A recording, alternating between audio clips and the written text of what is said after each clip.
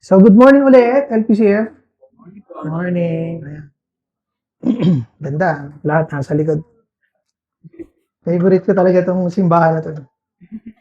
Balang araw magpapagawa tayo ng simbahan talaga. Puro likod lang. Walang harap. Ako lang nasa harap. Imposible ba yon? Mayroon akong na-encounter sa Bible. Yung word na before. Yung word na before sa wikang English, it could mean harap at likod. Napansin niyo ba? Sabi kasi ng Panginoon, those who are before me are all thieves and ano yata. And sabi niya, so yung discussion about that, nag-preach agad is yung when he said that those who are before me that are thieves and yung mga fake, he was thinking about the Pharisees and the teachers of the law na nililigaw yung mga tupa. And in the English language, pag sinabing do not come before me empty-handed, that means those people coming from in front of you pupunta sa'yo. So, ang cute, no? Those before me, yung galing sa likod na mga tao, yung before me, bago ako, ay mga fake. And those before me, coming naman. So, kaya naniniwala ako na after Jesus died and rose again, there shouldn't be anyone proclaiming that he is a prophet. He doesn't need any more prophets. Kasi, final na yung word. Tapos kaya nga nilikha yung Bible. Because all the words that God wants you, every one of us, to hear, marinig, are already written and said. Di ba? All is said and written. So, kailangan pa ba ng Panginoon ng another prophet to send? Siguro, pwede niyong pwedeng magkaroon ng counter or debate about dun sa sinabi ko. Kasi merong two prophets ba yung nasa, yung mamamatay? Prophets, they are called prophets. Yep. Pero ang tinutukoy ng mga Panginoon is yung mga false teachers, antichrist, in our time. Kasi yun na yung mga sinasabing ng Bible na yung ating pag-uusapan kasi today, related yun doon, but I decided ko na topic ko rin ba yun. Pero it's just nagkataon lang na ang gandang i-share sa ating lahat na hindi accident that Jesus Christ said that those before Him, so from before and coming towards yung dun sa time na yung deadline na siya ay nabuhay at muling namatay at muling nabuhay na. That's the demarcation line between yung pag-uusapan natin na last hour and yung time natin ngayon. So, before everything else, let us all pray. Salamat, Panginoon, sa inyong presensya sa awitan, Panginoon, sa pagpapaalala, Panginoon, sa mga bawat isa na we are blessed and you care for us deeply, na you send your son para magawa yung mga bagay na hindi namin kayang gawin, especially dun sa panunumbalik namin sa sa presensya nyo, Panginoon. We can confidently come to your presence right now. Hindi dahil sa mabubuting gawa namin, hindi dahil kami ay mabubuting mga tao at nakakasunod sa batas ng tao. Pero Panginoon, dahil pinagbayaran niya na, Panginoon, at you made a way, Panginoon, na kami ay ituring, Panginoon, na worthy din ng Diyos Ama para kami ay makalapit sa Kanya through your name through your person, Jesus Christ. Salamat, Panginoon, sa mga anak niyo na naririto, Panginoon. At patuloy niyong kayong mangusap, Panginoon. Hindi ako ang mangusap, kundi yung inyong mga rhema words through the words in the Bible na pag-uusapan namin, Panginoon. Hayaan niyo lang, Panginoon, na ang inyong lingkod ay paalala mo, Panginoon, sa akin ang lahat ng ating mga pinag-usapan, even before the past 3 weeks and yung kagabi, Lord, ng review natin, Lord, at yung mga idinagdag niyo pa. Panginoon, ikaw ang maglakip, Panginoon, ang kapangyarihan sa lahat ng mga mamumutawi sa aking mga bibig. At ikaw ang maitaas sa aming kalagitnaan. Salamat, O Diyos, in Jesus' name, ikaw ang aming dalangin. Amen and amen. Palakpan natin ang Panginoon. Ang nag-stop tayo before, last week, sa 18, yes. So, just bago tayo pumunta dito sa kabila, sa 18, kasi it's all related. It's all related. Kaso, some of us here are not here last week. And para makahabol kayo ng konti, ayoko nang balikan yung from the start, no? Basahin nyo na lang yung, sige, babasahin ko, and then, paki-pick up na lang yung mga pag-uusapan natin. Okay? So, we started from 1 John chapter 2, syempre verse 1. So, ito yung mga pinag-uusapan natin. Kung gusto niyo ng kopya ng mga pinag-usapan, mapipick up nyo naman. Yun nga lang, hindi na natin pwedeng balikan lahat, no? So, from 1 hanggang this part here, dito kami nag-stop. So, we stopped last Sunday dito on not loving the world.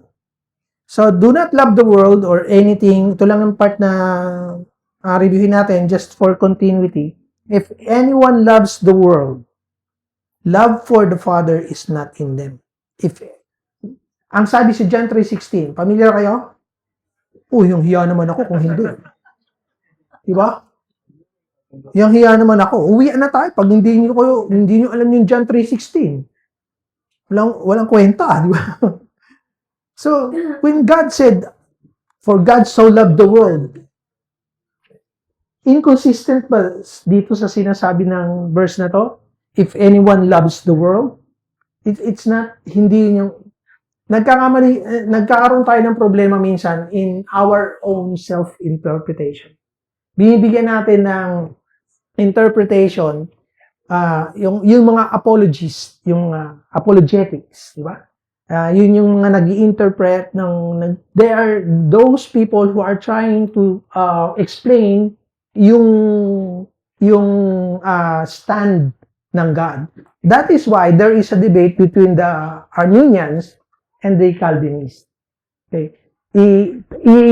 Susundin ko na ng konti kasi gusto kong malaman nyo kung saan tayong LPCF nakastand. Ang ating bang doctrine ay naglilin towards the Calvinists or the Arminians?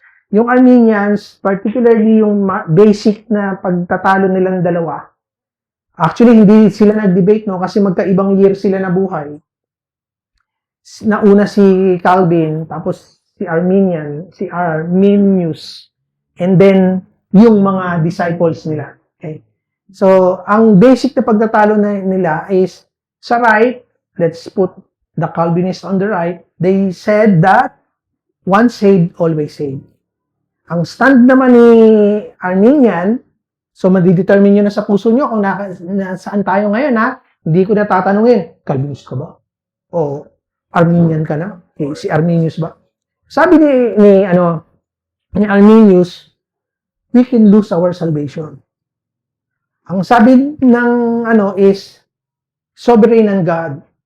Sabi ni Arminius, nagpe-play yung free will.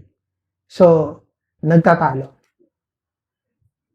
If anyone loves the world, love for the Father is not in them. Ito yung nagdi-determine if you are really a Christian, a follower, a disciple of Jesus Christ or not.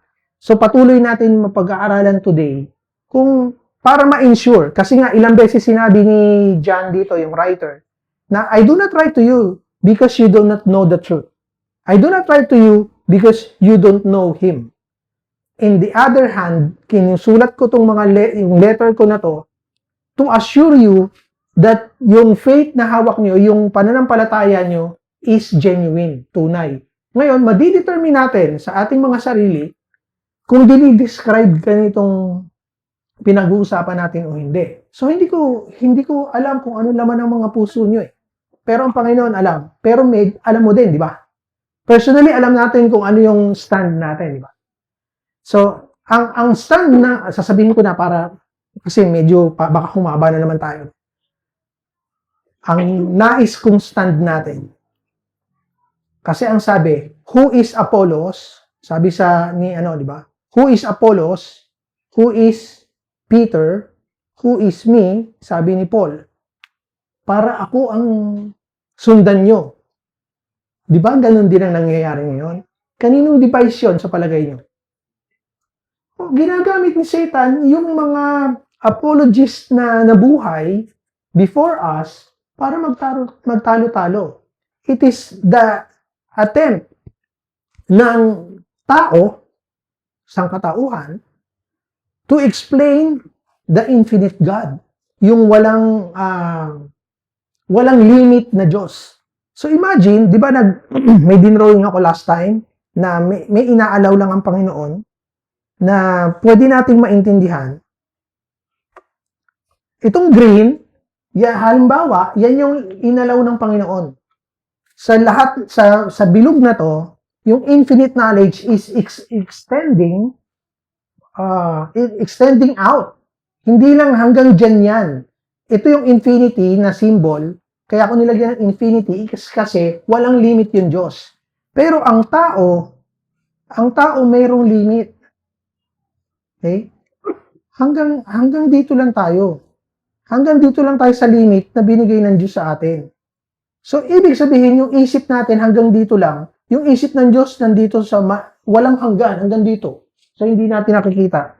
Paano ngayon ma-explain ng isip natin o maiintindihan natin yung mga bagay na hindi natin kayang maisip?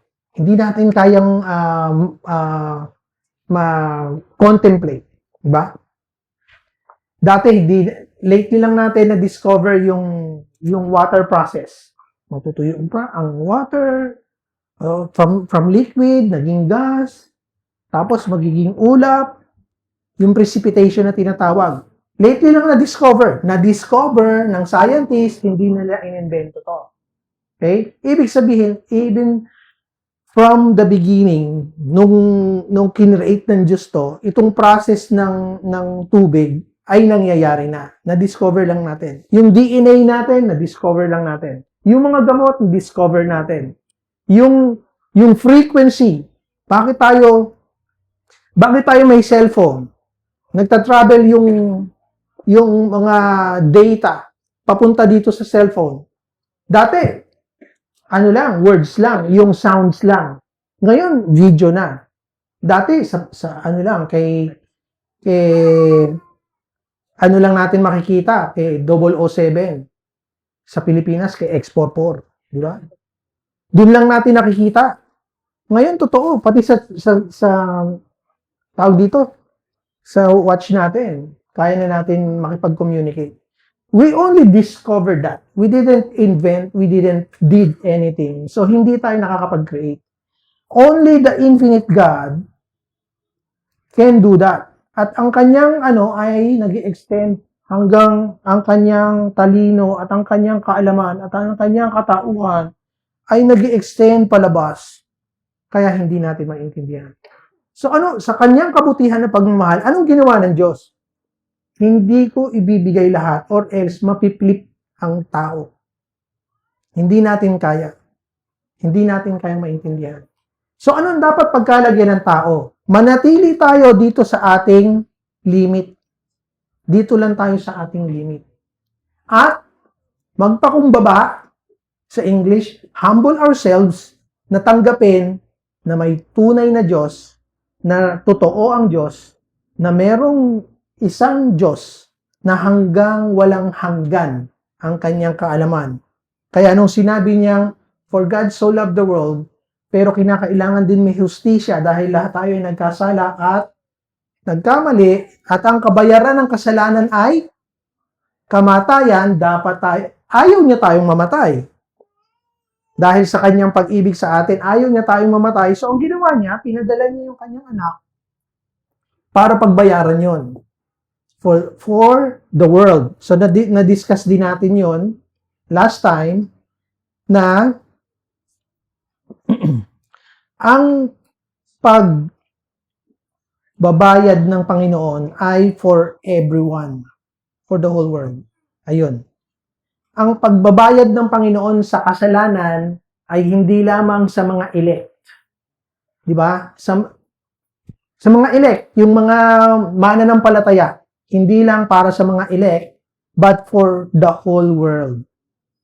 Okay? Ang sabi ng mga Calvinist, Jesus died for the elect. Ang sabi dito, we disagree. Jesus died for all. Di ba? Nakikita nyo na yung pagtatalo nila, walang mananalo. Kasi parehong may limit ang kanilang mga isip. Hindi ba arrogance ang tawag doon? To try to explain yung mga bagay na hindi natin kayang isipin, pero nais nating gusto nating gawing eto yung arrogance dito sa pinag-uusapan natin. We are limiting God. Ito yung totoo, yung gusto kong makita nating lahat. Sa pagtatry na i-explain ang Diyos ng Calvinist at saka ng mga Arminians, humans are limiting yung capacity ng Diyos to save all. Pero ang kabutihan ng Diyos, dahil sa kanyang pag-ibig at siya ay hindi bastos na Diyos, hindi niya nais yung pag-ibig ay sapilitan, hindi rin niya kinancel out yung free will natin, yung kakayanan ng pagpili, free will. Halimbawa, lalong may mga asawa, may mga boyfriend, girlfriend, pinili mo yan. Nung nag-decide ka na, pakasalan mo yan, wala nang palitan, wala nang solian. Lagi ako nag-joke dati, pag tumaba ka, mami, susoli kita sa nanay mo. Pero ngayon, hindi na. Ang cute-cute ng mga curves, di ba? Hindi kita kayang isoli. Yeah? Cute na ako. Joke lang naman dati yun. Siyempre, hindi ko gustong isoli yung misis ko. Di ba? Joke lang yun. Pero pananakot din at the same time. Pagbabanda din. Para, di ba? Double sided tape. Parang double-sided tape. Pag dinikit mo rito, pwede ka pang magdikit sa iba. Parang ganon, double purpose.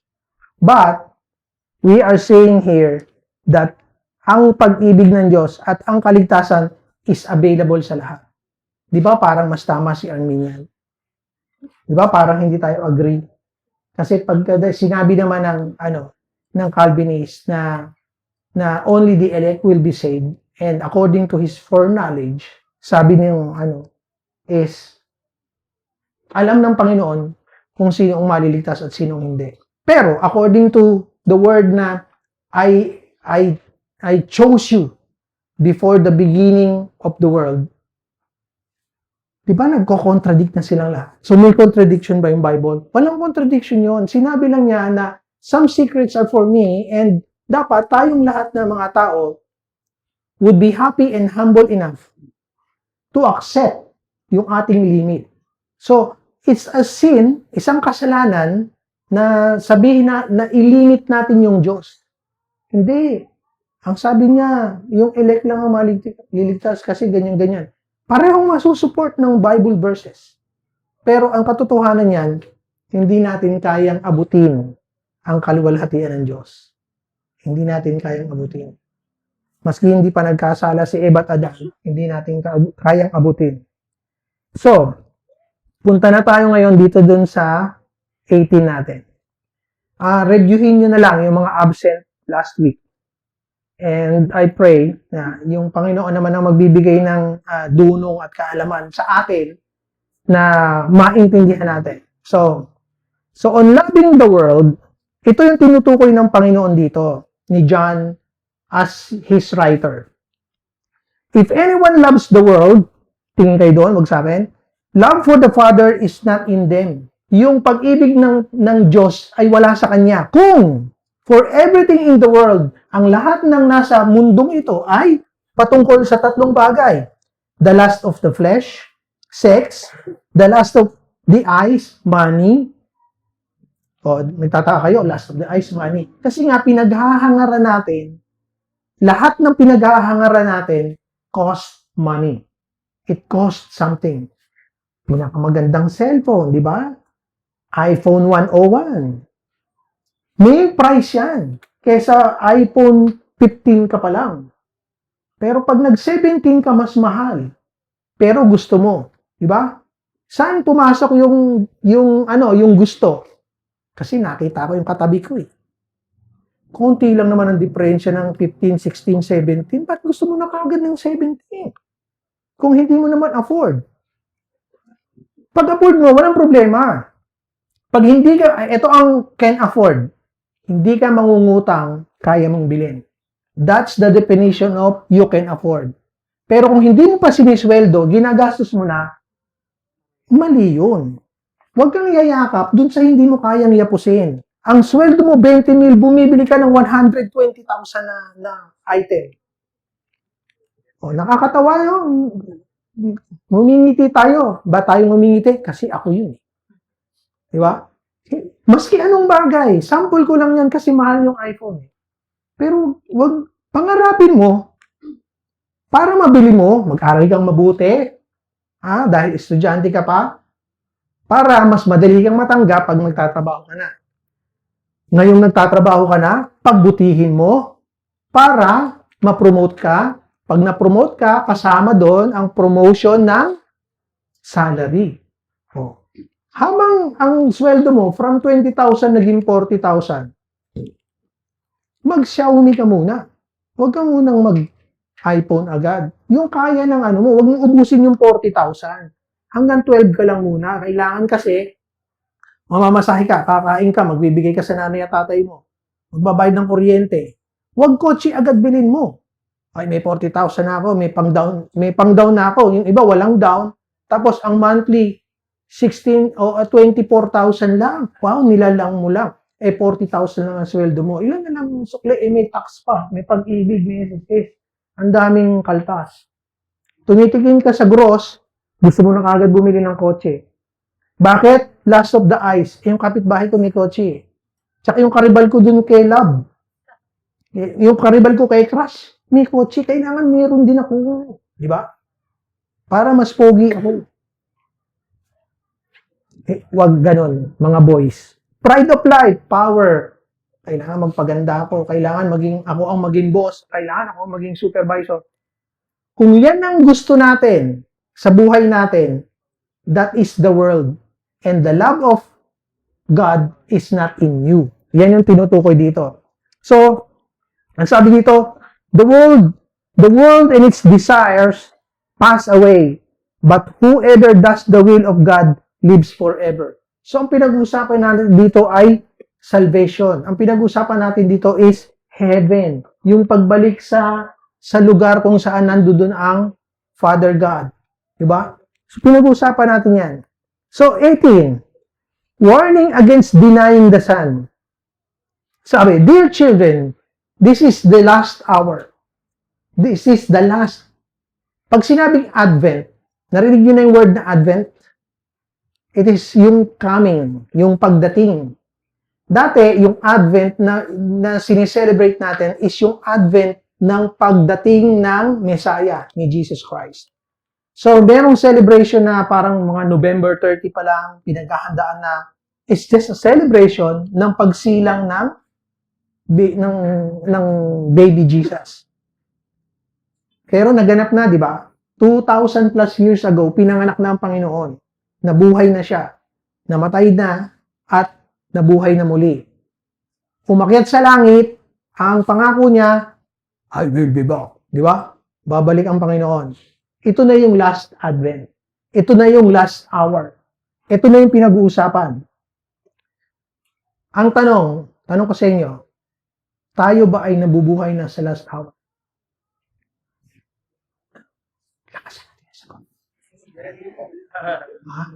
Yes or no? Yes. Nabubuhay na tayo sa huling mga araw. Whether you like it or not. Kung ayaw mong maniwala, sorry ka na lang. I am telling you now, we are living in the last hour. Anytime babalik ang Panginoon. Pagbalik ng Panginoon mamaya. Sabihin ko na mamaya, kailangan merong urgency. Yes or no?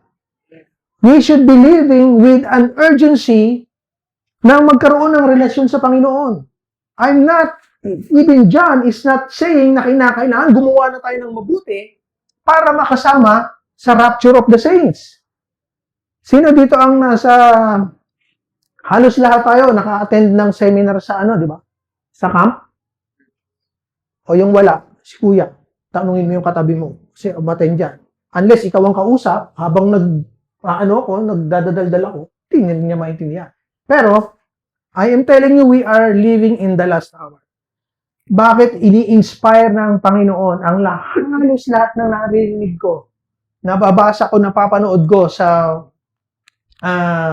internet, sa online, na ini-impress na sa atin ng Holy Spirit that Jesus Christ is coming soon. Why the Holy Spirit is impressing, not Jesus Christ? Because ngayong mga huling araw, ang kumikilos sa acts of the Holy Spirit ay yung Holy Spirit. We are, again, naulitin ko, we are in chapter 29 of the book of Acts. Kaya hindi nakasulat pa. And books will be opened. Sabi sa Revelation, books will be opened. I will not be surprised na yung chapter 29, which is yung ipinamumuhay na natin ngayon. We are included in those chapter, in that chapter. Kasi, kung titingnan natin, yung chapter 28 ng Acts, kaya, i-encourage ko ang lahat na magbasa para, ng Bible para tayo, well-versed tayo sa salita ng Diyos. Huwag na tayong maghintay pa ng bagong propeta, na lilituhin lang tayo. Kasi ang sabi, you have heard that the Antichrist is coming. Antichrist, madaling intindihin. Si Christ, si Jesus Christ, yung kalaban niya. Yung kalaban ba niya, ipakikita na kalaban niya si Jesus Christ? Of course not. Kaya nga si Calvin at saka si Arminius, pinagsasabong ng kaaway para lituhin tayong mga nabubuhay ngayon. Para pinaglalaban-laban yung dalawang ideology, yung dalawang ideas, yung dalawang doctrine na matatagpuan sa Bible. Hindi natin dapat i-position yung sarili natin doon. We position ourselves in the safe place. Who is Apollos? Sabi sa mga letters ni Paul, who is Apollos? Who is Paul? Who is Peter? Bakit yun ang sinusundan natin? LPF should say, I am not for Calvin. I am not for Arminius. I am for... Naku, hino naman tulog. No? Lakas natin. I am for... Jesus. Yes. Kay Jesus tayo. And how do we do that? Paano tayo I am for Jesus? Alamin natin yung lahat ng sinabi niya sa Bible. Kailangan alam natin. Hindi yung puro TikTok. Kailangan yung salita ng Diyos yung pag-aaral natin. Malapit ko nang gawin na minsan gusto kong sabihin, I am no longer encouraging you. I am dictating you. Diktador na. Basahin ang Bible. Pangit, di ba? It's not the way of God. He is always asking. So, I'm still on that part na dapat magbasa tayo. Dapat magbasa tayo. Makukulitan kayo sa akin, pero I'm begging you, basahin natin yung Bible. Magkaroon tayo ng Bible sa mga cellphones natin. Huwag niyong i-excuse na wala kayong Bible. Kasi lahat may cellphone. Kung hindi niyo kayang bilhin, mayroong mga libre. Yung sinabi ni Kuya Raymart na apps. Every day, nandoon yung dapat nating basahin. Libre yun. Libre. Kung tinatamad yung, sasabihin mo, malabo mata ko, masakit na yung mata ko sa gabi. Masakit na kanonood ng Netflix. Pindutin nyo yung nasa ibabaw, wala. Tuturo ko sa inyo ngayon para walang excuse, ha? Di baling mag-extend, Di ba? Tuturo ko sa inyo, eyes on the monitor. Para ni sir. Oh, where are you? 1 year Bible plan. Oh, ito. Yun. 1 year Bible plan. Sino meron na sa cellphone? Huwag kayo magsinungaling. Hindi kayo makakapagsinungaling kay Lord. Kung wala pa kayo, ang alok ni Kuya Raymart last week, lumapit kayo sa kanya, tutulungan kayo. Wala kasing bayad. Pag may bayad, lumapit kayo kay Kuya Jello. Oh. Okay. 1 year Bible plan. Pindutin lang po. Pindutin ang ganon. Hindi nyo kailangan to. Ay, nabuking ako. 31 na ako. Oy. Sorry. Kasi makikita natin kung anong day na tayo. Bakit day 31 na ako? Hindi ko pinagmamalaki yan. I'm sorry. Kasi, okay, punta tayo kay day 31 kasi nandiyan na ako. Pag binalik ko sa 1, ulitin ko na naman eh. Continue. Kunwari, andito naman yung view plan eh. Oh. Yan, oh, day 1 up to 365. 365 days, okay? So, punta lang tayo every day. Yan yung continue. Pupunta ka na dun sa day 31. Kung kayo ay day 1, syempre sa Genesis kayo pupunta. So, day 31. Nakita niyo yung arrow sa taas? Hindi ko kasi mapupoint. Yun yung kulay blue na triangle. Pipindutin ko, ha? Oh, pipindutin ko yan. Point. Okay. Yan dapat ang babasahin ko. Sabi nyo, masakit ang mata nyo, kababasa. Pindutin nyo yung blue na naman na triangle. Sa gitna, ayun, sa baba ng Genesis 33. Oh. Pipindutin ko, ha? Point. 33. And Jacob lifted up his eyes and looked, and behold, Esau was coming, and 400 men with him. So he did. So habang nagbabasa ka, or pumikit ka, naririnig mo, napapractice yung tenga mo kung paano makinig sa salita ng Diyos, kung makatulog ka, ulitin mo kinabukasan. Diba? Hindi ko kayo ipoporbid na, huwag kang matulog. Diba? Pwede naman. Okay lang yan. Maintindihan ng Panginoon. Eh di, alam mo naman, pag nakatulog ka, ulitin mo. Be honest to yourself. Diba? Sa lahat naman ng magsisinungalingan mo, yung sarili mo pa ang bobolahin mo. Hindi ko narinig. Eh di, ulitin natin. So, ako, ang ginagawa ko dyan, habang narinig ko, sinusundan din ng mata ko. And Jacob lifted up his eyes and looked, and behold, Esau. So, ang dati basa ko dyan ay Esau. Pero pag ano pala yung tamang pronunciation ay Esau. Diba? So, natututo tayo. Naaaliw ako. Kaya, 31 days na. Iba-iba pa yung boses. May mga ibang boses. Ang nakakatakot dito pagka yung devil yung nagsalita. Do you really mean that? No. Tapos iba din pagka si Lord yung nagsasalita. Parang, parang nasa langit din mararamdaman mo din. Pero kapag kasi kay Job, di ba yung accuser, nagtampas na ako kay Job eh. Nung ina-accuse ni devil, si Job, sabi ng Panginoon, did you consider my servant Job? Oh, yeah. Nung nagsalita na siya, parang gusto kong patayin. Nakakatakot yung boses, nakakatakot. Pero tuloy mo lang, maiksi lang naman. Pero nakakaaliw. Matatanggal yung antok mo kasi nga, iba-iba yung boses. Ang boses ni Job ay iba dun sa narrator. Parang may sakit. Garal-gal yung boses, alam mo nangihina. Tapos nung sila Eliphaz na, mag-iiba din yung boses. Si Elihu, which is younger than dun sa mga friends ni Job, bata din yung boses. Hindi bata na kaboses ni Sid, di ba? Batang, parang boses ng mga teenagers and young professionals. Ganun naman yung boses. So, nung nagsalita si Leah, nagsalita si Rachel, iba rin yung mga boses nila. Kaya, habang tayo, naaaliw tayo, gusto naman natin ng entertainment, bakit hindi na lang ito? Madali lang i-download. Di ba? Madali lang i-download. There is no excuse. Wala pang advertisement. Nakakatuwa. Mayroon pang ibang mga alam ko mayroon pang ibang version Pero nag-stick na ako kay ESV kasi maganda naman si ESV. So, yan. Magbabasa na ba tayo ng Bible o hindi pa rin? Sige na. Hiwalay. Ha?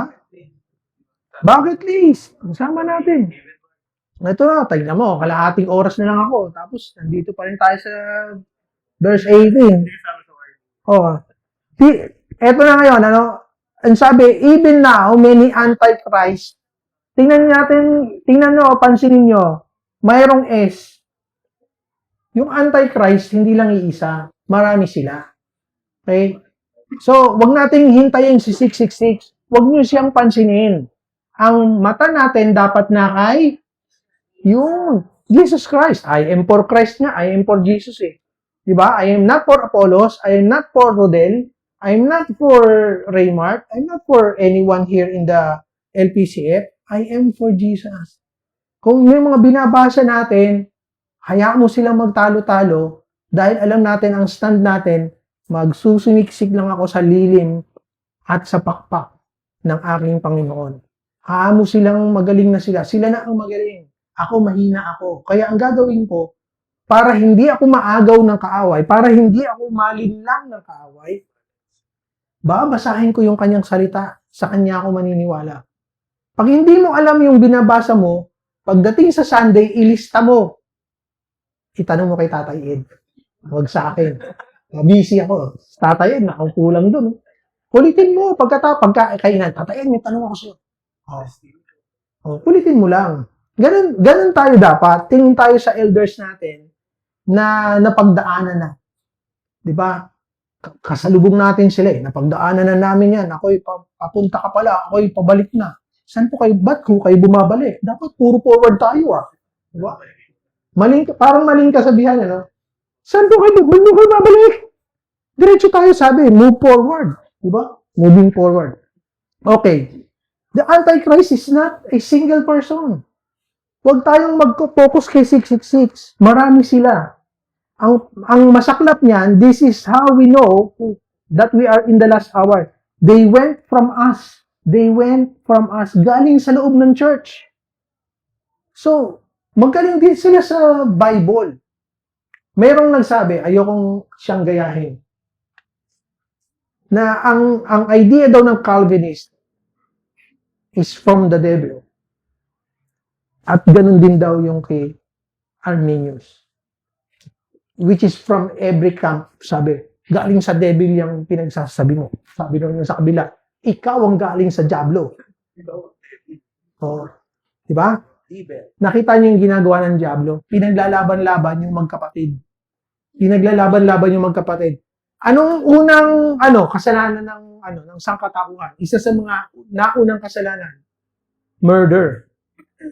At ang murder ay naganap sa magkapatid. So sa palagay nyo, bago yung estilo ng devil, ganon din yung estilo niya sa atin.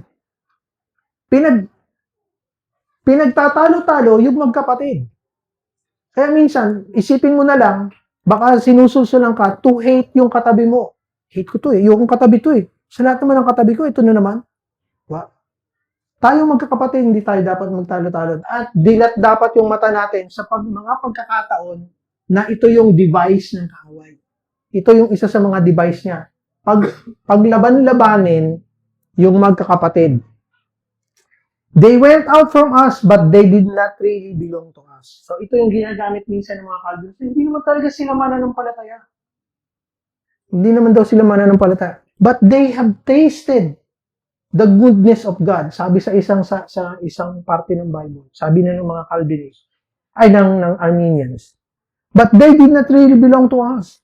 For if they had belonged to us, they would have remained.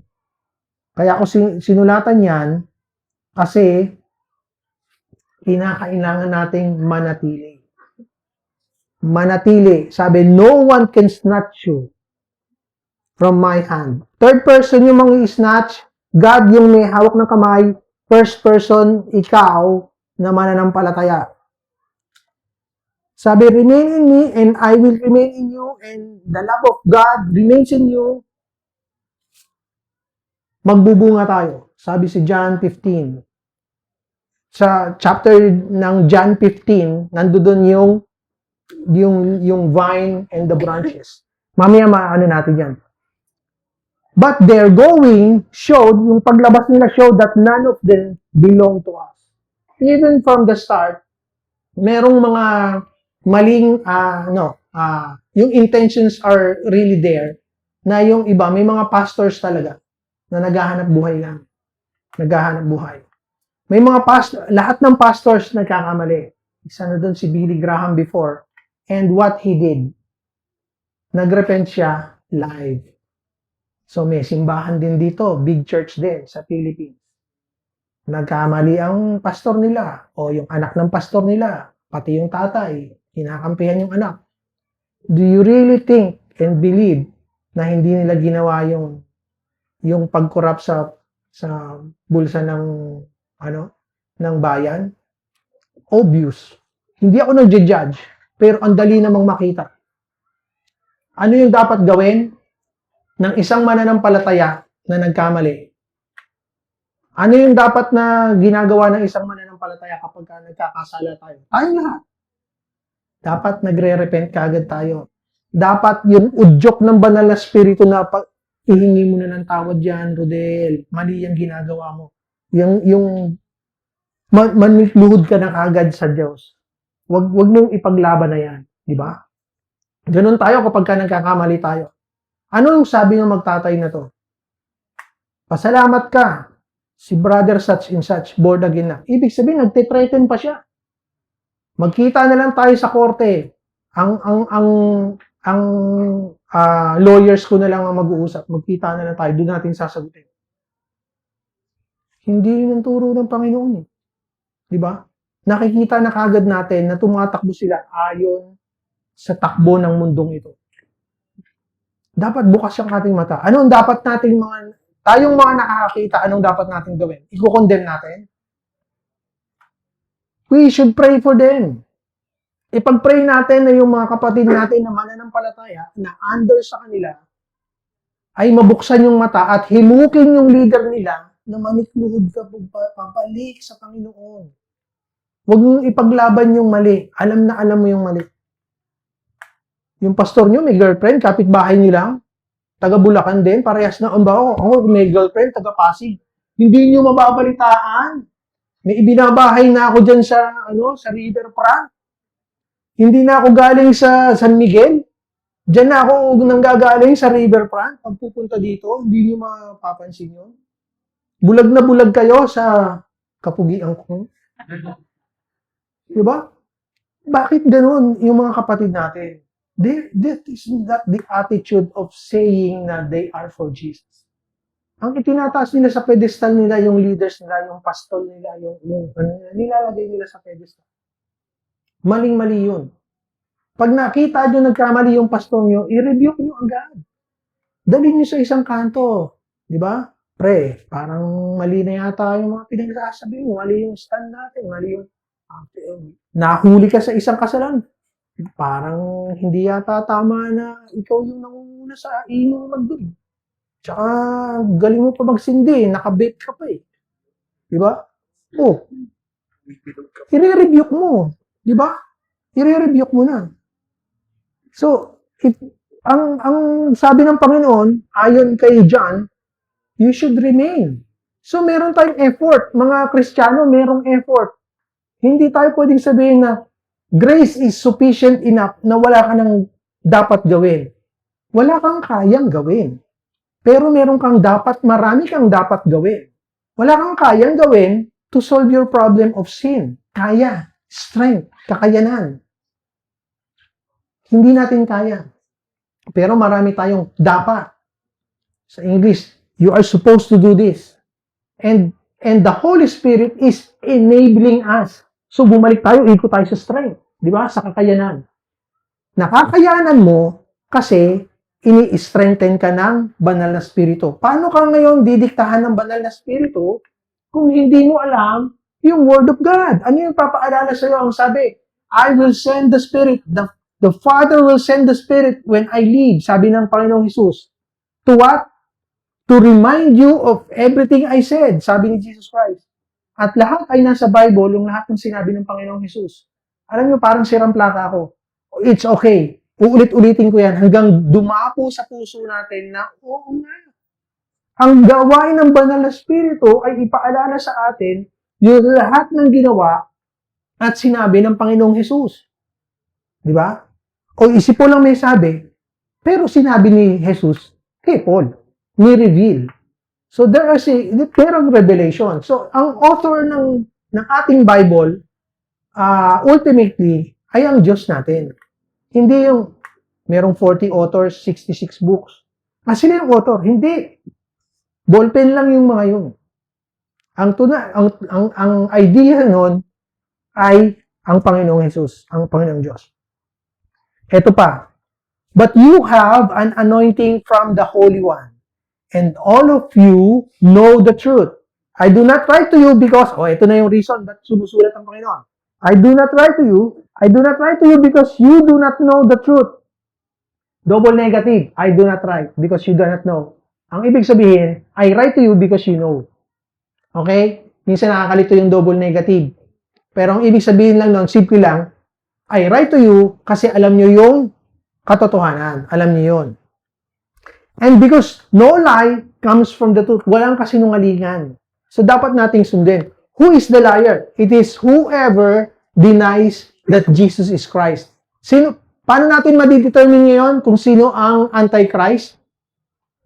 Those who deny that Jesus is Christ. Christ means Messiah. Hindi Messiah. Messiah. Ang ibig sabihin, Savior. Ang Messiah should be Son of God. Yan ang ibig sabihin ng Christ. He is also human. Tao. So, iyan yung katotohanan. That is the truth. Yan yung magka-link. So, pag binabasa natin yan, huwag tayong malilito kung ano yung nire-refer. No? Sino ngayon yung liar? Yun yung mga antichrist. Ang sabi kanina, plural. May S. Eto, may S. Marami sila magkakakuntsaba. Ang leader nila, yung devil, si Satan. So, sila yung mga liar. It is whoever denies that Jesus is the Christ. Yung ipinaparada nila na maliit na santo, Christ ba yon? Alam natin, alam nyo, pero dati, naniniwala kayo doon. Di ba? Bine-baby nyo. Pero sabi sa Bible, hindi yung Diyos. Di ba? Yung ipinaparada sa labas, tamang-tama. Di ba? Pinaparada nila. Jesus Christ, ang sabi ng Panginoon sa unang utos. Ano yung unang utos? Di ba, pinakita natin yung 10 Commandments last week? Do not create graven image. Nung nagkasala yung mga Israelita sa ilang, nung galing sa Egypt, papunta sila ng Canaan, anong ginawa nila? Nag-create sila ng golden calf. Ang sabi nila, this is the God who saved us from the Egyptians. Pinapatungkulan nila na yun yung Diyos. Bakit bull? Bakit bull yung hugis? Kasi malakas. Pero ang sabi ng Diyos, tunawin niyo yan, maraming namatay, hinalo sa tubig, pinainom. Didik ni ano yun pinulbos ni Moses Tsaka galit na galit si Moses, kaya yung bato ng 10 Commandments, yung unang sinulat ng Diyos, inasag niya. Nawala na ng pasensya si Moses. So yan yun. Ngayon, sabihin niyo sa akin, tama ba ako? Na ayon sa Biblia, hindi Diyos yung ipinaparada nila? Hindi Diyos yun. Pero one time we believe, tayo ay linlang ng kaaway noon. Ngayong nabuksan na ng Panginoon yung mga mata natin, through the reading of the Word of God. Paano nabuksan yung ating mga mata? Ayan may tenga akong dinrowing. Ayan. Tenga yun Nanginginig yung kamay ko. Faith comes from hearing and hearing the Word of God. Thank you for noticing kasi alam ko, somehow, sabi ng Panginoon, sasabihin nila wrong spelling kasi yung tenga starts with E. Bakit F yung sinulat ko? It is because faith comes by hearing, hindi lang sa isang tenga, hearing and hearing the word of God. Hindi yung hearing and coming out on the other end. Kaya hearing and hearing para pasok sa loob. Ngayon naintindihan na natin, alam nating sabihin, we are confident by knowing the word of God na naintindihan natin na any image, picture, Jesus Christ, long hair, nainggit ako, balbasarado, nakapako, may abs. Di ba? Those are not images pertaining to God. Ayaw niya nun. Nasusuklam siya ron. Ulit, ayaw ng Diyos na i-create mag-create tayo ng image, even picture. Ang sabi niya, worship me in spirit and in truth. Worship my name. My name. Hindi, never niyang sasabihin na, ang sabi pa ng Diyos, excuse me, I will not share my glory to any created being. Yung mga images na yon are all created by hand. Hindi niya isi-share yung kanyang glory. Kaya ang pangalan ng ating is glory, luwalhati. Yung kanyang kaluwalhatian ay hindi niya i-share sa kung kanino man. Kaya alam nating Diyos si Jesus Christ because every time na nakikita ng anghel, nakikita siya ng tao, they worship Jesus is because Jesus is God. Pakatunayan na totoo yung Trinity. Di ba? So, malalaman lang natin yon kung magpapatuloy tayo sa Panginoon. Ang sabi, di ba, magpatuloy daw. Continue in me. So, anyone who denies Jesus Christ is an antichrist. Jesus the name, Jesus the Son of God, Jesus the Son of Man, Jesus the Messiah. And He will be back. Hindi yung mga rebulto, hindi yung Nazareno. Paano babalik yun? Nandiyan dyan eh. Wino-worship na nila. Nagpapatayan sila, nagpapakamatay sila just to touch. Yan yung iniiwasan ng Diyos. Yan ang iniiwasan ng Diyos natin na yung created being, yung sambahin. Nung pinarusahan sila sa ilang, nagsabit ng image na ahas si Moses. Alam niyo ba ginawang Diyos-Diyosan ngayon ng ibang mga Israelita? Kaya ang ginawa nun, sinira yun. Sinira ng isang hari. Mababasa niyo sa Kings. Kasi ginawang Diyos-Diyosan. So anyone who denies, what does it mean to deny Jesus Christ? Paano natin na-deny? At ano ang kabayaran ng pag-deny kay Jesus Christ? Pag dininay mo si Jesus Christ, sino yung nag-i-introduce sa atin kay Jesus? Sino? Yung banal na spirito. Okay? Kasi He teaches us and points to Jesus Christ, your deliverer. So pag sinabi natin si Jesus Christ ay tao lamang, you are denying Jesus Christ. And, ano yon? You are blaspheming against what the Holy Spirit is saying. You are blaspheming. And I am talking about the only sin na walang kabayaran. Matatagpuan natin hanapin natin kasi pinrint out ko ito eh. Okay, matatagpuan kay Mark, si Mark 3:28, truly I tell you, people can be forgiven. People will be forgiven for all their sins and every slander and utter, but whoever blasphemes against the Holy Spirit will never be forgiven. Kulay pula. Sino ang nagsalita? Si Jesus Christ. Para kanino? Warning to me, to us. They are guilty of eternal sin. Ito yung dapat na binibigyan diin natin. Natatakot ba kayo na magkaroon ng maraming mga Christians natatakot na baka magkasala sila blaspheming against the Holy Spirit. At saka natatakot sila because ang sabi dito, yung eternal sin is blaspheming the Holy Spirit. Wala raw kapatawaran. Paano kung yun ang takot ng mga Kristiyano, mananampalataya, baka ma-blaspheme ko yung Holy Spirit. Natatakot kayo? Hindi.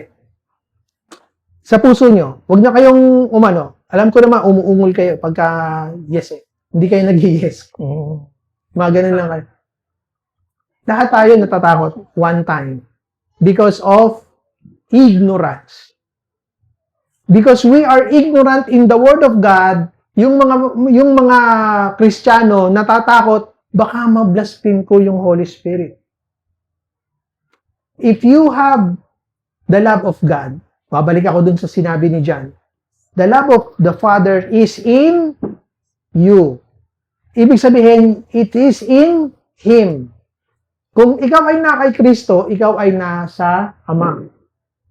Pero ano ba yung eternal sin na to? Ito yung He said this, yung kulay itim.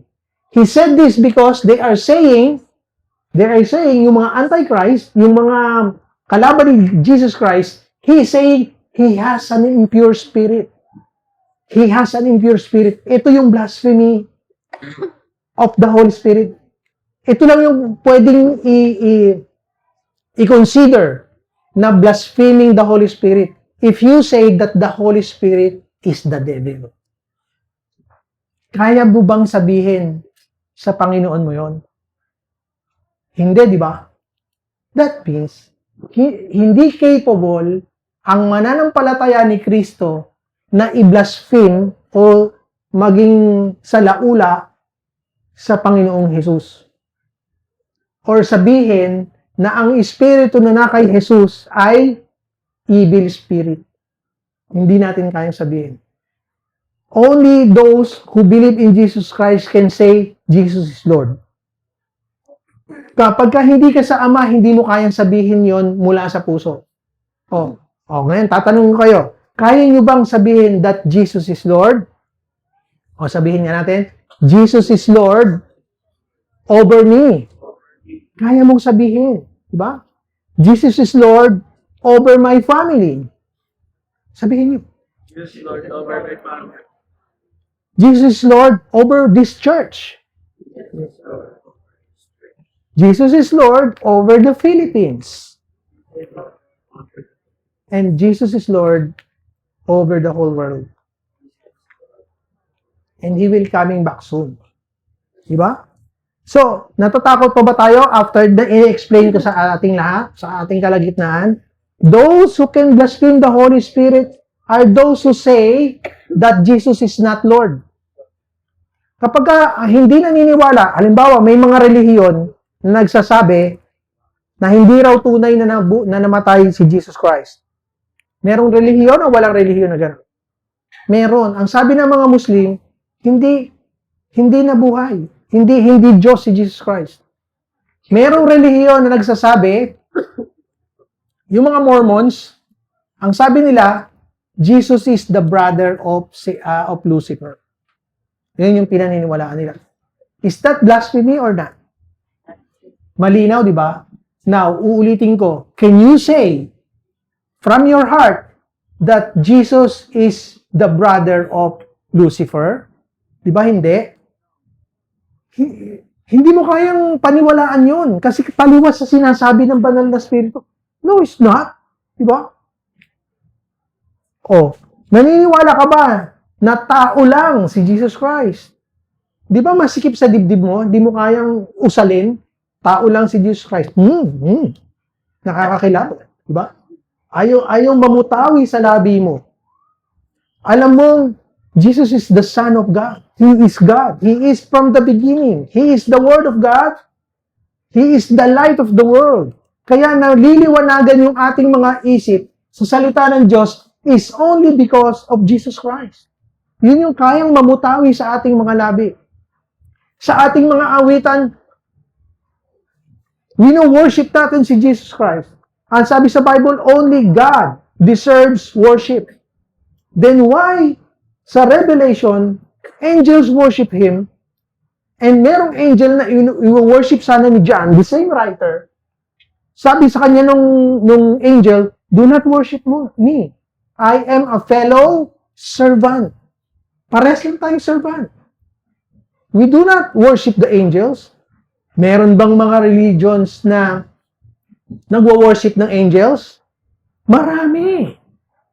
Marami. So, we are not antichrist. At tayo ay naliliwanagan. Alam natin. Extend tayo. So, can you deny Jesus Christ? What is it that you have? Ito, 24 na tayo. As for you, tayong lahat, see that what you have heard from the beginning remains in you. Ulitin ko. See to it that what you have heard remains in you. Manatili sa atin. See to it. Ibig sabihin, meron tayong dapat gawin. Pagka sinabing, siguraduhin mo na hindi masunog ang sinaing, anong gagawin mo? Bantayan mo. Wag kang masyadong subsub sa ano kaya? Naaamoy mo na, nasusunog.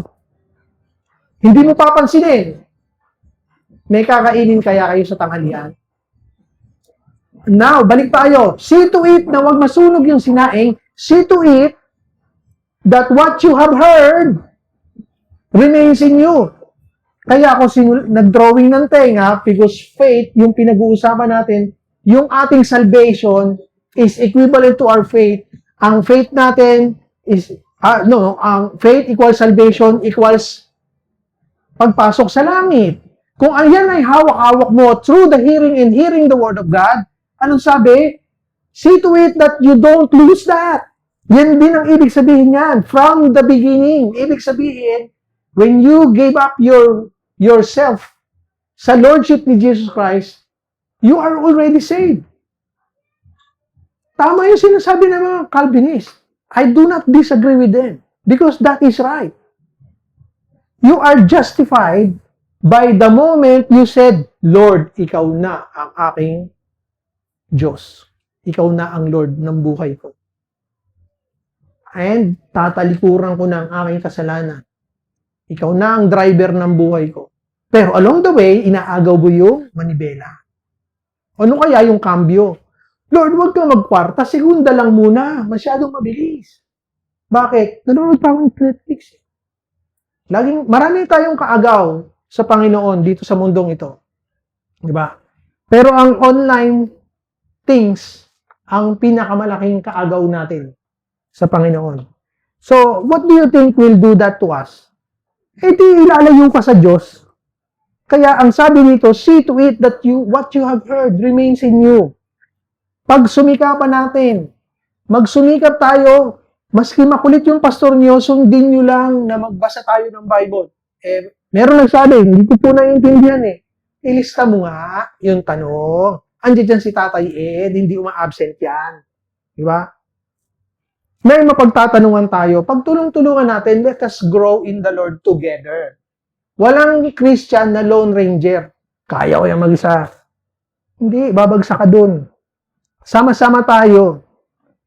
Narinig na ng lahat, di ba, yung illustration na yung sino rito marunong mag-ihaw? Mag-ihaw na barbecue. Di ba marunong tayo? Magpapaapoy ka, yung humihiwalay na coal, sa Tagalog ng coal, uling, yung humihiwalay na uling, sorry. Yung humihiwalay na uling, namamatay yung apoy. Yes? O hindi nyo na pinahayaan nyo lang. Ang gagawin nyo, kukuha kayo ng tong, ibabalik nyo sa gitna. Mag-aapoy uli siya, magdidiingas ulit. Ganon din tayo. Pag lumayo tayo sa church, alalaan natin yung lahat ng kakilala natin na umalis sa church, na nandoon ngayon, nasa ibang lugar. Hindi nasa, at least man lang sana, nasa church, na ibang church na convenient sa kanila para umattend every Sunday. Hindi. Ayaw na nilang umattend. Wala silang ganang marinig yung salita ng Diyos. Wala silang ganang makipag-fellowship. Kapag walang ganang makipag-fellowship sa atin, yung mga tao na to, walang love sa isa't isa. Ang utos ng Diyos? Love one another. As I have loved you. Yun. Kapag umalis ka, can you say, nahahanapin ko muna ang aking sarili, dyan muna kayo, sa init nyo, dito lang ako magpapainit. Papaypayan mo yung sarili mo para magdingas ka mag-isa? Pagpapawisan ka. Di ba? Sino ang nakapag-barbecue dito na iisang piraso lang yung uling niya? Tsaka niya pinapaypayan ng pinapaypayan. Hilaw yung ano mo, yung inihaw mo. Oh. Oh. Walang ganun. Kalimutan na natin yung hahanapin ko yung sarili mo. Nandito ka sa loob ng community na nagmamahalan. Kung naghahanap ka ng pagmamahal, ito yung tunay na pag-ibig galing sa Panginoong Hesus. Huwag mong hanapin sa labas. Kaya ka nga dinala rito para mahalin ka ng Panginoon. Para mahalin ka ng mga mananampalataya. Huwag kang lalabas. Kasinungalingan ng kaawayan. And this is what He promised us.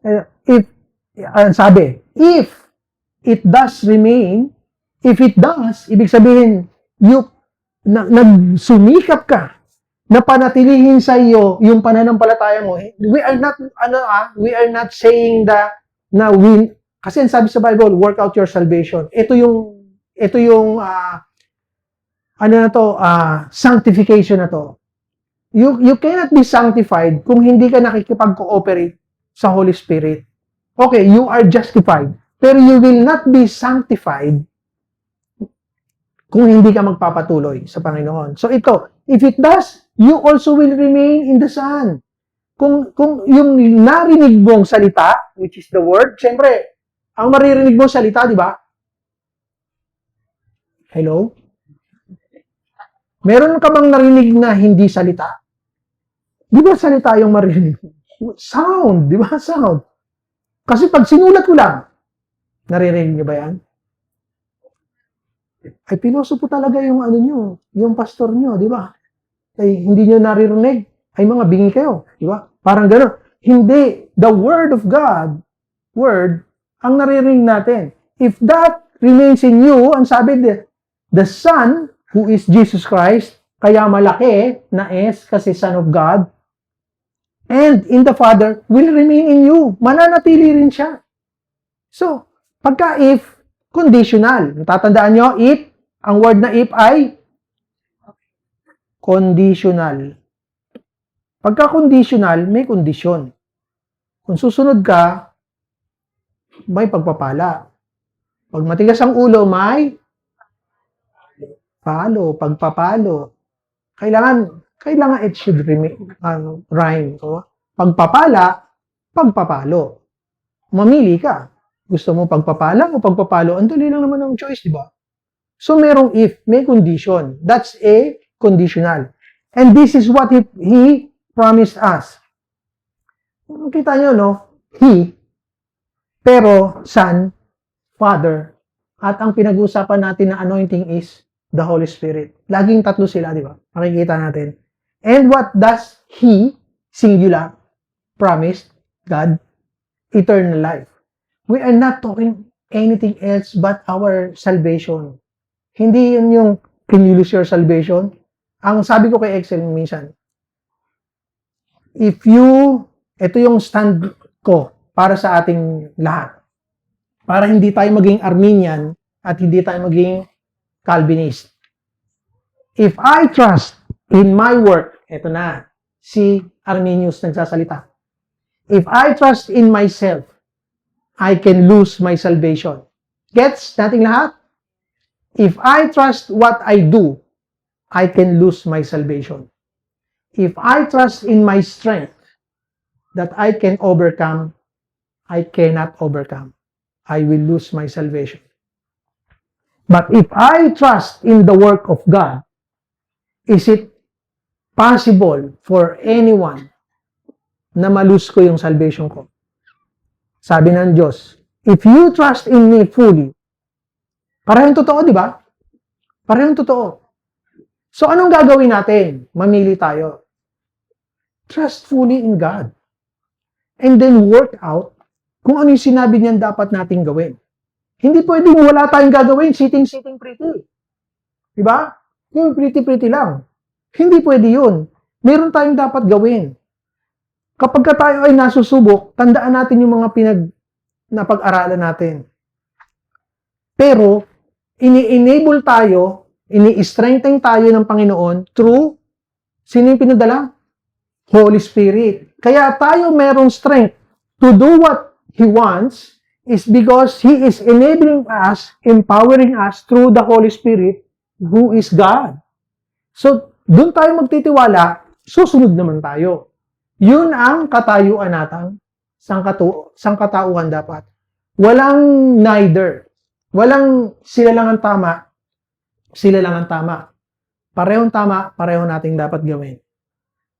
Merong free will ang tao, may sovereignty ang Diyos. And that cancels yung atin. Kung sabi natin, you are Lord, ibig sabihin, isusuko natin yung free will natin sa Kanya. Did we do that? Oh, baka hindi lang natin naiintindihan, pero yun yung dapat natin gawin. Nung sinabi natin, Lord, ikaw na ang driver ng buhay ko. That means, isinuko mo din yung free will mo. Hindi nawala, pero isasang-ayon natin sa will ng Diyos. Magkaiba yung maninindigan ka sa free will mo. True love pa rin ba yung gagawin mo kapag sinuko mo yung free will mo sa Panginoon? True love pa din, di ba? Pero kung napipilitan ka lang, dahil sabi ng mga Calvinist, whatever you do, pipiliin mo ang Panginoon. Then that is not true love. That is not true love. Whatever you do, pipiliin mo in the end. Niloloko ba ng Diyos yung sarili niya? Hindi niya kayang gawin yun. Diba? Kaya nga binigyan niya tayo ng free will para free love, free accepted. Diba? O, nakatingin yung dalawang magpapakasal yan. Pagka nag-exchanges na kayo ng I do, diba? Si AJ tsaka si Hector, pagka nag-exchanges na sila ng I do nila sa isa't isa, dapat free will. Hindi yung 45 na ako kailangan ikaw na talaga. Di ba? Napipilitan ka. Pangit yun, di ba? Dapat pagtsatsagaan na kita kasi wala nang iba Hindi true love yun, di ba? Pero pag sinabi mong hindi ko kayang mabuhay, PJ, ikaw ba yan? Di ba? Di ba? Pero kanta ng ano yun, di ba? Sa worship yun, di ba?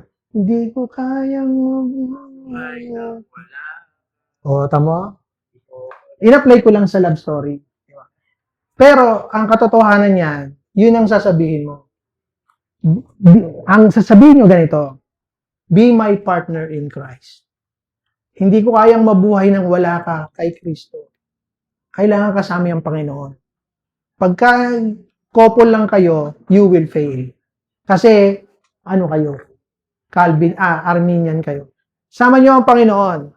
Lahat ng mag-asawa, lahat ng couple pa lang, boyfriend, girlfriend, isama nyo na ang Panginoon ngayon pa lang para masanay na kayo. Hindi yung kapag kinasal na kayo, tsaka nyo lang isasama ang Panginoon. Tama ba yun?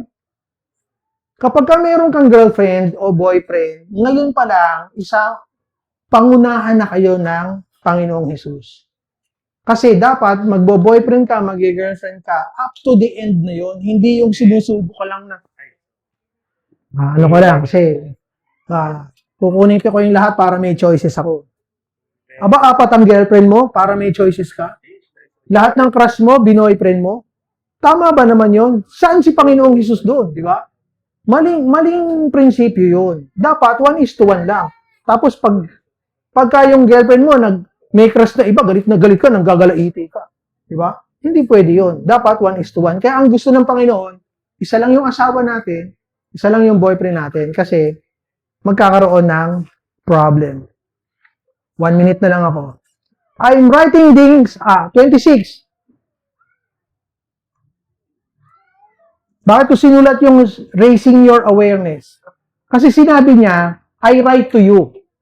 So, tinuturuan tayo kung paano yung kaalaman natin sa salita ng Diyos, isa sa pamuhay natin. So, nire-raise ni John yung self-awareness ng bawat isa.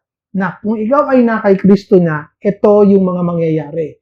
At kung ma-encounter ka na mga tao na sinasabing si Jesus ay hindi Diyos, hindi siya ang Mesaya, siya ay tao lamang, hindi siya nabuhay na muli, Meron pa nagsasabi, hindi naman talaga namatay. May nagsasabi rin yung mga Israelita, ninakaw siya ng mga disciples and apostles niya at pinalabas lang na nabuhay na muli. Pagka may na-encounter kang ganon, those are the Antichrist. Kapag lalayo ka kay Kristo, by saying all those things, those are the Antichrist. Kapag ang idea is palayo sa Panginoong Hesus, that is a move ng mga Antichrist. So, kinakailangan natin maging self-aware dahil para hindi tayo malinlang dahil parating na, pabalik na ang Panginoon. So, mag-extend lang ako ng mga sandali lang naman.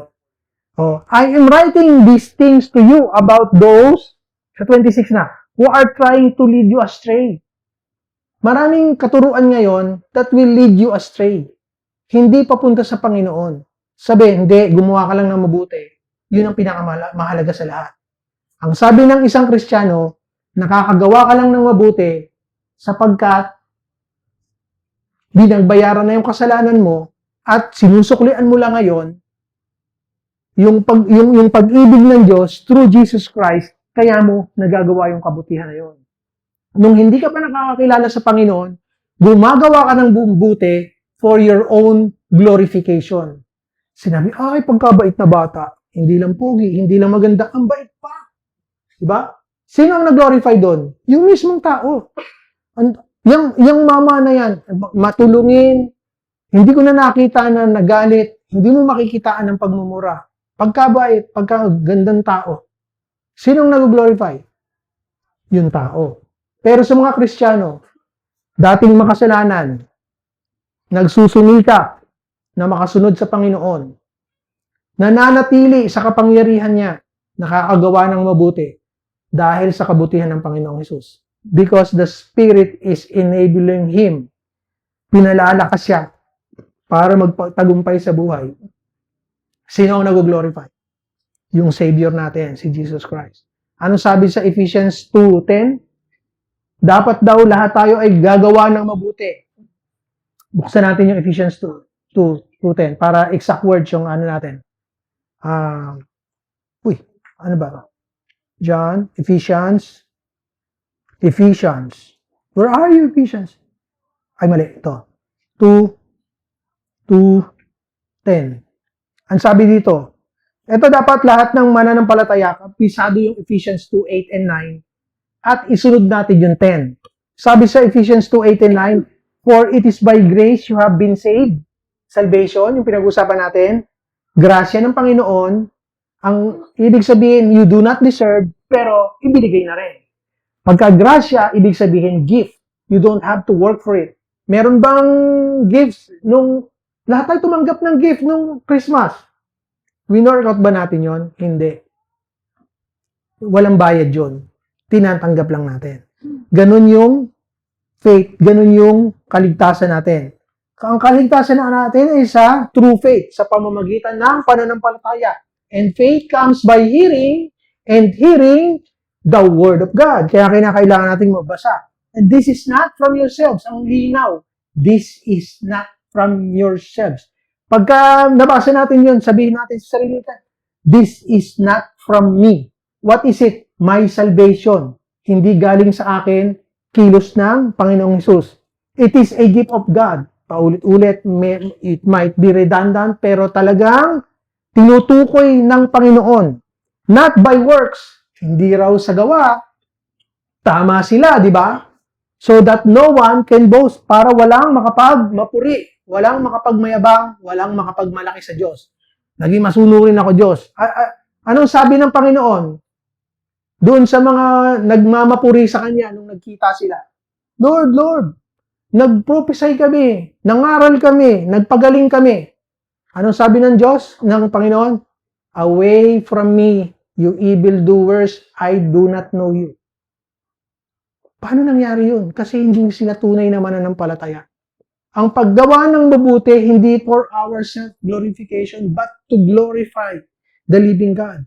Yung nagbayad, yung dapat na i-glorify, yung nagbayad. Tayo recipient, tagatanggap nung ginawa ng Panginoong Hesus sa krus. Hindi tayo dapat magmamayabang. Kung meron na tayong kaalaman sa Bible, hindi rin tayo pwedeng magmayabang at magmapuri. Bakit? Because the wisdom and understanding God gives us is given only as a gift. Sabi, if you seek me, you will find me. If you seek me with all your heart. So, tinanggap natin ng Panginoon dahil sinik natin siya. But, ang sabi ng Panginoon, I loved you even before you were sinners. I paid for your sins while we were sinners. Diba?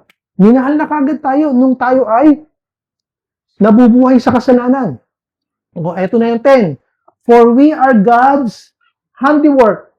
Ibig sabihin, para tayong clay na minumold. Diba? Dati magagalitin, tatanggalin ko yung galit. Dati mainipin, hindi na siya masyadong mainipin. O, puro ako yon, di ba? Dati conceited, hindi na masyado, konti na lang. Diba? Konti na lang. Pero ang ibig sabihin lang doon, we are God's handiwork created in Christ Jesus. Ito yung mahalaga dyan. Sa Panginoong Jesus. Ano raw? We are created what?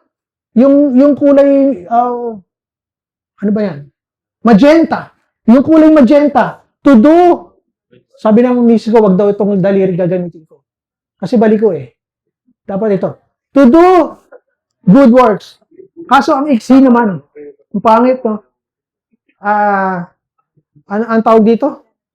Hindi. Itong malaking bukol na to is because of yung sa uric acid. Yan. It shows my age. So, to do good works. Sabi kanina, not by works. Yes, yung salvation mo. Pero you are created to do good works. Sabi ng Panginoon, Jesus, simplihan natin. Niligtas kita, hindi dahil sa mabubuting gawa mo. Dahil mahal kita, niligtas kita. Pero, niligtas kita, kikreate kita bilang bagong creation to do good works para sa akin. Sabi pa, hindi ko na natin nahanapin. Ano? Do good works so that people will see you na gumagawa ng mabuti so that they might glorify my Father. Sabi sa ibang parte ng Bible. So, balik tayo. Malinaw ba na tayo ay kinakailangang sumunod sa Panginoon to do good works? Pero hindi yun yung criteria bakit tayo naligtas. Malinaw na ba? Kasi baka akalain natin, because of grace, dapat ay sitting pretty lang tayo. No. Now that we know, lalo pang masasabi na hindi pala simple maging Kristiyano. Sabi ng iba, pagka nananampalataya ka sa Panginoon, ganun lang, ligtas ka na. Uy, parang pagkadali. Pero pag pinasusunod ka na ng Panginoon, ayokong sumunod, Lord. Hindi madali. Hindi madali ang maging Kristiyano. Hindi madali ang pinagbayaran ng Panginoong Hesus. Panoorin niyo uli yung Passion of Christ para makita niyo na napapaltos yung balat niya pagka hinahagupit siya sama dun sa sima nung latigo. Diba? May mga pako. Yung latigo, pag tama sa di ba pagka naumpog ka lang ng kanto ng lamesa, halos maihi ka sa sakit. Sino rito ang hindi pa nauntog sa kanto ng lamesa? Meron ba dito? Kasi pagka merong nalaglag sa ilalim, makukuha mo ba yun ng pagano'n? Di ba pumunta ka sa ilalim? Pasakala mo wala yung nandito? Pagtayo mo, pagpapawisan ka ng malalig. Habang pinipigil mo yung ihi. Kasi, ang sakit. Naramdaman niyo yun? Pag hindi pa mamaya, subukan natin para ma-gets niyo yung sabihin. Ito na ba? Diba? But as His anointing teaches you about all things, and as that anointing is real, kailangan genuine. Paano natin magiging malalaman genuine yung anointing natin? Ano yung nag-anoint sa atin? Banal na Espiritu. Yung anointing ba tsaka seal parehas? Matagal nang nagbabasa ng Bible. Ang selyo natin ay Holy Spirit. Yung anointing natin ay Holy Spirit. Question. Gusto ko sanang lagyan ng presyo para ano kayo eh. Para maging attentive kayo eh. Kaya, parehas ba ang anointing of the Spirit and seal of the Holy Spirit? No? Sino may sabi no? No. Ayaw nila. Inaabangan yung yung price eh. Hindi. Pagka pinag-isipan natin, parang may similarity. May similarity. But their actions are different. Anointing is yung pagbibigay ng gift. It is enabling. Okay? Anointing is when you are being enabled by the Holy Spirit. Diba? Binibigyan tayo ng gift, wisdom and understanding, mapagbigay, patient. Yun yung anointing.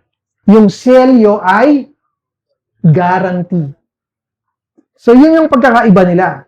Guarantee. So, kapag tayo ay nagkaka-doubt, ligtas na ba ako? Remember, you are sealed by the Holy Spirit. Sinelyuhan ka na. So, kapag may selyo, nilagyan ng selyo, tinupi, lalagyan na ng selyo, pag ganito, wala namang kapagbubukas ng selyo kundi yung naglagay ng selyo, di ba? Sino makapag-aalis nun? Walang babawi nun. Kapag sinelyuhan ka ng hari, pwede lang buksan ng recipient, bubuksan lang. Pero nandoon pa rin yung selyo. Tatak na ikaw ay sinelyuhan ng hari. Sino ang hari natin? Si Jesus Christ. Di ba? Si Jesus Christ. So, ang sabi sa 2 Corinthians, 2 Corinthians 1, 2? 21 to 22? 21 to 22. Excuse me lang. Kailangan natin puntahan. 2 Corinthians, correct? 1, 21? 21. Ayun, 21. Yung may mga kulay. Now it is God who makes us both, who makes both us and you, ibig sabihin, tayong lahat, stand firm in Christ. Pag sinabing stand firm, nakakapagpatuloy tayo kay Kristo. Hindi tayo umaalis ng church. Nagsiserve tayo sa church. Ito yung paraan para hindi tayo lumabas sa church. Mag-serve tayo. Di ba? Yun lang ang tanging paraan. Meron ka pa bang naiisip na iba? Wala naman eh. Di ba? Kapag ka nandito ka, hindi naman kasi ako sa music. Hindi kinakailangan lahat nasa music. Oh.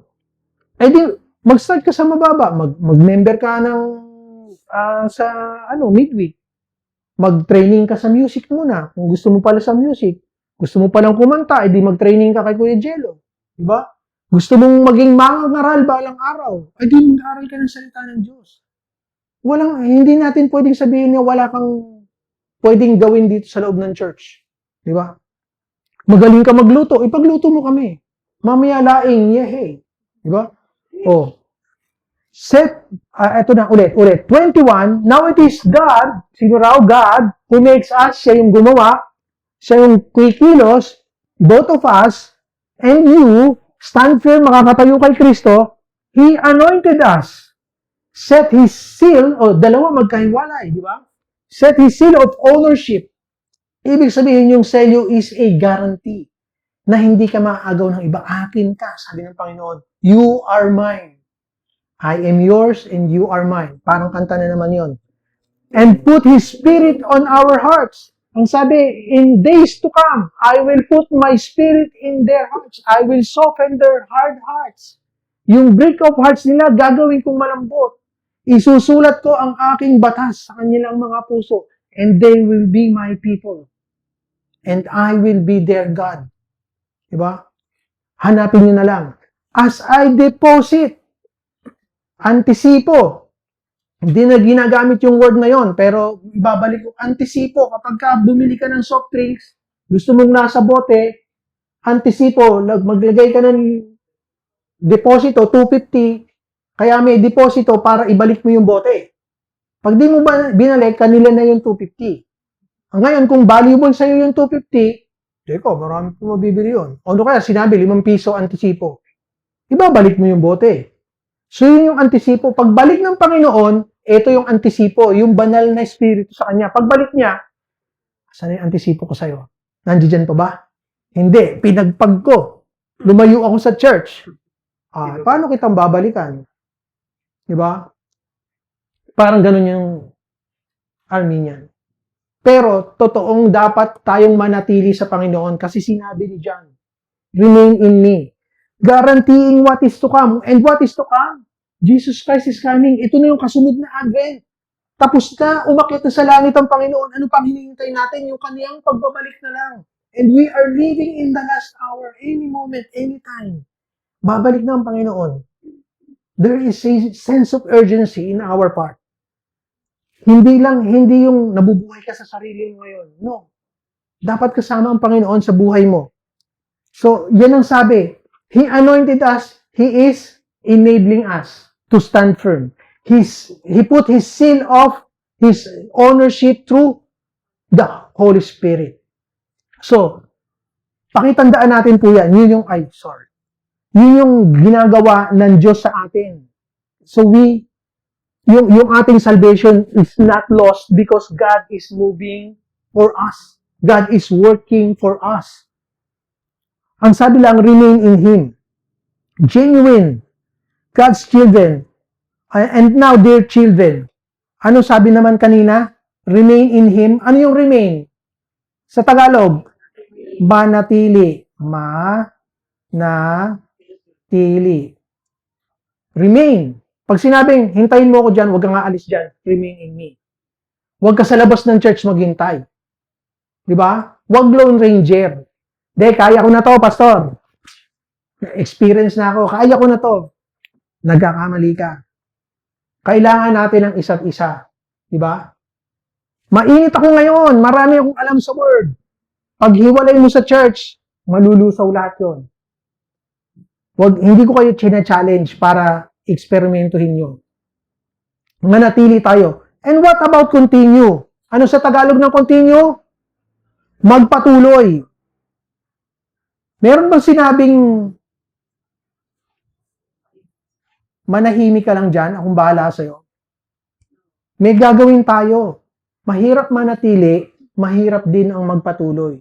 Kung hindi ka i-enable ng Holy Spirit, hindi mo kayang gawin parehas yan. Pero ang kilos ng Holy Spirit, siya ang gagawa nun. Pero you have to cooperate. Huwag kang kukontra. Diba? Mawawala yun. Tutubuan ng kayo yung puso mo. Continue in Him so that when He appears, we may be confident and unashamed before Him at His coming. Babalik na ang Panginoon. Marami pa sana akong itatakel. Pero naniniwala ako na narinig na natin yung mga Rhema words for each and every one of us today. If you know that He is righteous, you know that everyone who does what is right has been. Anong ibig sabihin niyan? Past tense. Pagka past tense na, ibig sabihin you are already justified. Past tense. Bakit ang tawag sa atin ay born again? Because we are born in Him, kay Jesus Christ, by the power of the Holy Spirit. And who said this? Para maganap to, sino ang nagwika na yun ang balak niya from Genesis? Your head, yung heel will be bruised, but you will crush his head. Sino ang may sabi nun? God the Father. The Father. Kapos na. Naintindihan natin. So, born again ba ay religion? Is this a religion? A religious movement? This is not a religious movement. What I have been telling you even from the beginning is a relationship. Love. I will save you. Hindi niya sinabing manatili ka sa LPCA. Ang sabi niya, manatili ka sa akin. If you are going abroad, padalhin mo kami. Hindi. Pagka nag-abroad ka, of course, hindi ka makakapagsimba, di ba?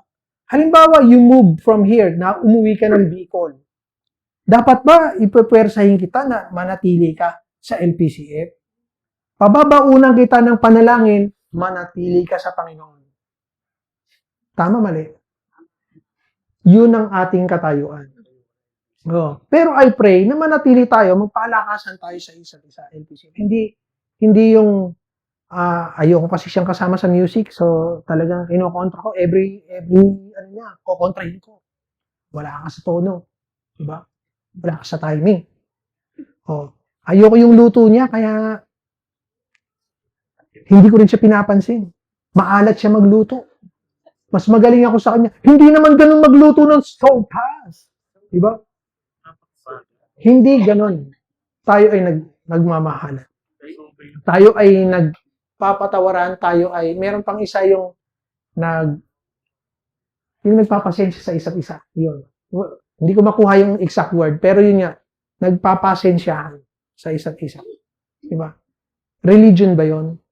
No, those are all relationship. So, kapag ang church na yung kinikip ko, I am working for the church, rebuke niyo na ako. Kapag tumigil ako na i-advertise sa inyo na magbasa ng Bible at sambahin ang Panginoong Jesus. Pagka ang ina-advertise ko na yung sarili ko, it's time to rebuke me. Ano kaya, palitan nyo na ako. Kasi, I am leading you astray. Kapag nagkokos lang ako ng division, tingnan nyo uli yung pagkatao ko, baka anti-Christ pala yung pastor niyo. If you don't feel yung genuine love and genuine concern, then malalaman naman natin, yes or no, di ba? Malalaman naman natin.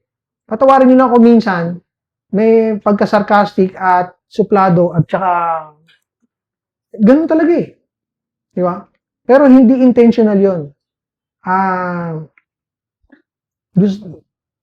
Kasi ang church natin kasi is in the verge of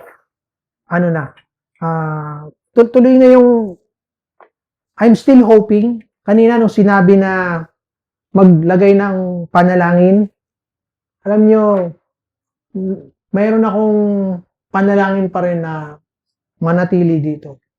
Hindi dahil hindi ko ma-determine kung nostalgia or gusto ko lang talaga dito dahil andito na tayo sa comfort zone.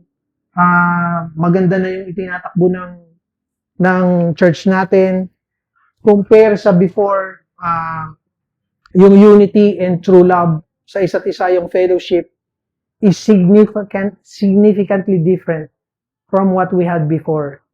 So, ang laki na ng ginawa ng Panginoon sa atin. And kapag mahal mo na yung isang lugar, meron bang nag-hate dito sa lugar natin? Wala palagay ko wala eh. Di ba? Everyone loves this place. Unfortunately, LPCF, this is not ours. Nilalakad na raw yung sa bangko, paglo-loan. At yung aking selfish na panalangin ay huwag matuloy. I'm so honest with you na yun yung ma-disapprove. Pero wala tayong karapatan kasi hindi atin to. And so, my other prayer is, paano magiging sa amin to, Lord, kung ano? And hindi ko nililimit ang Panginoon for a miracle. Na, sabi ko, meron pa akong panalangin na, can you give us some time, Lord? Kasi hindi naman natin alam yung balak ng Panginoon, di ba? Pero ano na tayo dito eh. Masyadong mahal kasi yung 30 million. Siguro kung 1 lang. Kung 1 lang ako na natin. Kaso, meron bang 30 tao dito na mayroong tigi 1 milyon sa bangko? Magtaas nga po ng kamay, please. Kasi baka 30 tao, 30 tao, halimbawa. 29 pa. Baka mamaya meron 30 tao pala dito. Meron naman pala, hindi ko lang alam. I-counter offer na natin bago pa mapunta sa kamay ng iba. Di ba? Oo, may 10 pala, may 10, may tig 3 million, o 20, may tig 1.5 million pala sa bangko. Eh, magbakas-bakas na tayo, kontrahin na kagad natin yung gustong bumili kung nais nating manatili dito, di ba? Parang ganun lang. Di ba lahat naman tayo isa ang puso natin, gusto nating manatili, yes or no? Chat ko na si Vico. Di ba? Ang sagot nating lahat, gusto nating manatili. Pero ang tanong ko sa inyo, nananalangin ba kayo? Pues manalangin tayo kung gusto nyo, maniwala kayo na kung mananalangin tayo, may magagawa ang Diyos. Diba? Before, I'm not praying na from other sources yung I'm still am. Ayokong pagpalain ang people outside. Not because ayokong pagpalain sila ingitero ko. No. Ang panalangin ko kasi, ang bawat isa dito ay pagpalain ng Panginoon na kaya natin on our own. Diba? On our own. Nabilin sana itong property na to for ourselves. Di ba yung lahat naman ng tithes and offerings, nakikita nyo naman tayo nakikinabang. Walang nagbubulsa nun. Walang nagbubulsa. Nararamdaman natin sa gamit natin, sa aircon, okay, hindi naman masyado pang kagandahan itong church natin. Pero sapat lang para maging komportable tayo. Di ba? Kaso, it is an impossible task for an individual to purchase this para sa atin. Kung kaya ko lang, bibiling ko to eh. Bakit hindi? Diba? Palakpakan. Ibig sabihin, kung kaya ko ng 30 million, meron ako sigurong 90 million. Diba? Pwede nyo na kagad isipin, ano? Kung may 30 million si pastor, ay limpak-limpak pa ang higit pa rin ang meron siya kasi hindi mo naman sisiruhin yung bank account mo para to purchase, di ba? So how I pray, how I wish, how I hope na we can still have enough time para maging sa atin pa rin to. And let us all pray na ganun nga. No. Hindi pa naman huli ang lahat. Call it selfish ang aking panalangin na wag matuloy yung purchase. Eh, hindi nyo madidinay sa akin yun. Palagay ko, maski sa Panginoon. And He would understand how I feel. Kasi sayang. Anyway, let's all stand up. Let's all pray. Maski walang accompaniment, kanta na lang tayo. My chains are gone. Okay lang yan. 1, 2, 3. My chains are gone. I've been set free. Awitan natin ang Panginoon. God, my Savior, has ransomed me. Yes. And I have found His mercy reigns. Ending love. amazing. You are amazing. Change Kumuha ka ng himala sa akin. God, my Savior, Has ransomed me.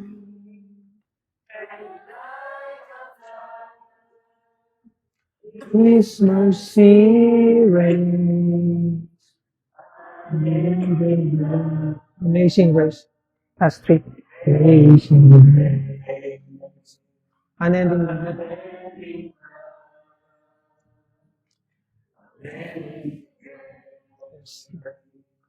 Unending love. Amazing grace. Hallelujah. Hallelujah. Purihin ka, Panginoon. I pray, Panginoon, that we continue praising you and worshiping you in this place. I pray, Panginoon, that it's an impossible task and a prayer na until you come back, Panginoon, I pray na dito mo kami datnan. And so, whichever comes first, Lord, yung pagbabalik mo, o kung madidelay pa until yung mga tinatawag mo pa, Panginoon, ay papaparituhin mo, papupuntahin mo, Lord. Whichever comes first. Yun ang puso ng bawat isang LPCF member, Lord, na kami ay manatili dito hanggang sa iyong pagbabalik. And so we pray na yun pa rin, Lord. Gusto namin dito eh. Pero katulad din ng panalangin ng Panginoong Hesus, meron kang balak sa amin. And of course, we don't know the future. And so, let your will be done. Ayaw kong Panginoon manalangin na pagiging arrogante na hindi naman namin alam yung future. Tapos pipilitin namin na pumarito pero may mas maganda ka palang balak para sa amin. If you will enlarge us, Panginoon, then bless us. Or bless us and enlarge us. Kung ano man yung tamang panalangin, Panginoon, alam niyo yung laman ng aming mga puso. And we cannot deny, Panginoon, kung ano yung naisin namin. So, this is our prayer. Na ikaw ang mag-ahari sa buhay namin as we move along. And panatilihin mo kaming yung unity na in-establish mo sa amin, hindi magkawatak-watak dahil kung hindi na kami dito, Panginoon. Kung sa ibang lugar man kami, Panginoon, mapanatili, Panginoon, yung unity and yung love, yung genuine love, yung tunay na fellowship. And maski, Panginoon, kumukontra ako every time na magkakaroon ng camp. Lord, tinutupad ko pa rin naman yung mandate mo. And so I pray, Panginoon, yung kalakasan sa bawat isa, hindi lang sa akin, na kung sino man, Panginoon, yung pinadadala mo rito, hindi namin tatanggihan. At gamitin mo itong church na ito, Panginoon, upang mapalapit pa sa iyo, Panginoon, yung mga tinatawag, yung mga ili, at ipalagana, Panginoon, yung salita, at magamit lamang, Panginoon, yung lahat ng aming resources, yung aming talino, yung aming talents, yung aming treasures, Panginoon, na hindi namin mahalin, Panginoon, yung mga treasures na ibinigay mo sa amin, kundi, Panginoon, ipagamit. At maglikha, Panginoon, ng mga treasures in heaven. Salamat, Panginoon, sa iyong pag-ibig sa amin, yung patience nyo sa amin, Panginoon, at patuloy pa rin nag-i-exist yung LPCF dito. And even if lumipat kami, if that's your plan, Panginoon, then let it be.